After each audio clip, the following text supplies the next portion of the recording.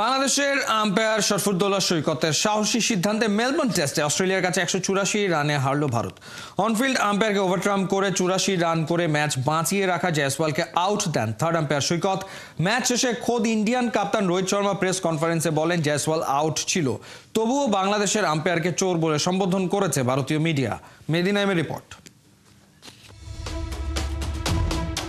Melbourne টেস্টের পঞ্চম দিন 340 রানের টার্গেটে ব্যাটিংয়ে নেমে 130 রানেই নেই ভারতের 6 উইকেট। 84 রান করে ম্যাচটা যখন একাই বাঁচিয়ে দিচ্ছিলেন যশস্বী জয়সওয়াল, তখনই প্যাট কামিন্সের এক বাউন্সারে কিপার অ্যালেক্স ক্যারির ক্যাচে আউট হন অন্ধের জ্যোষ্ঠী।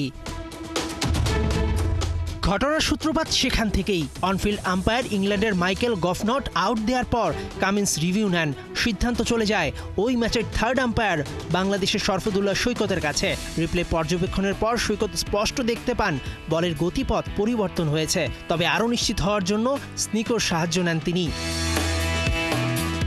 স্নিকোতে বল ব্যাট বা গ্লাভসে লাগার কোনো স্পষ্ট সিগন্যাল পাওয়া যায়নি।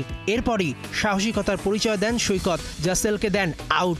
আনন্দ আর বিষাদে কেঁপে ওঠে মেলবোর্নে টেস্ট দেখতে আসা ৭৫,০০০ দর্শক। সৈকতের সিদ্ধান্তে ক্ষুব্ধ জয়সওয়াল মাঠ ছাড়ার সময়ও বাজে মন্তব্য করেন।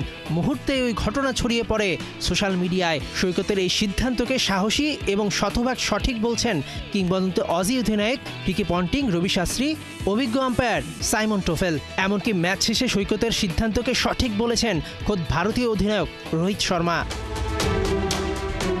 এর আগে প্রথম ইনিংসে ভারতীয় পেসার মোহাম্মদ সিরাজকে আউটের হাত থেকে বাঁচিয়ে দেওয়ার পর কিন্তু বাহবা দিয়েছিল ভারতীয় দর্শকরা।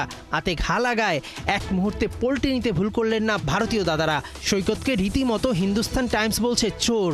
মগের মুল্লুক বুঝি একেই বলে। রাজায় রাজায় যুদ্ধ হয়, উলু খাগড়ার প্রাণ যায়। এবার আসা যাক জয়সওয়ালকে সৈকত আউট দেবার কারণ। নম্বর 1, আউট হবার পর সোজা প্যাভিলিয়নের দিকে হাঁটছিলেন জয়সওয়াল। ব্যাটারের শরীরী ভাষাই যে বড় প্রমাণ। নম্বর 2, বল যেখানে গ্লাভসের শেষ প্রান্তে ছিল সেখানে ফ্রিজ করেছে। যখন আম্পায়ার স্পষ্টভাবে ব্যাট থেকে বলের গতিপথ পরিবর্তন দেখেন, তখনই অতিরিক্ত প্রযুক্তি ব্যবহারের বিন্দুমাত্র প্রয়োজন হয় না। মেলবোর্নে হার 184 রানে। আত্মসমর্পণ রোহিত বিরাটদের। সিডনিতে সিরিজ বাঁচানোর লড়াই।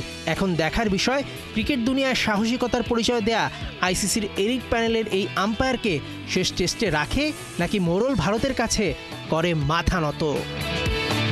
বর্ডার গাভাস্কার ট্রফির শেষ টেস্ট খেলতে অস্ট্রেলিয়া ভারত দল এখন সিডনিতে, কিন্তু এমসিজির ঐতিহাসিক বক্সিং ডে টেস্টের রেস যেন কাটছেই না। ভারতীয়রা কোনোভাবেই মানতে চায় না যশস্বী জয়সওয়াল উইকেটের পেছনে ক্যাচ দিয়েছিলেন।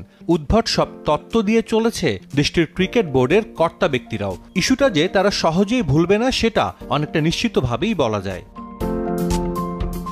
স্নিকোতে কিছু দেখা না গেলেও বলের ডেভিয়েশন ও গতি দেখেই আউটের সিদ্ধান্ত দেন থার্ড আম্পায়ার শরফুদ্দৌলা ইবনে শহীদ সৈকত, যে সিদ্ধান্তের প্রশংসা করেছেন বিভিন্ন দেশের সাবেক তারকা ক্রিকেটাররা। রোহিত শর্মাও বিতর্কের পথ মারাননি, যদিও ব্যতিক্রম ছিলেন সুনীল গাভাস্কার।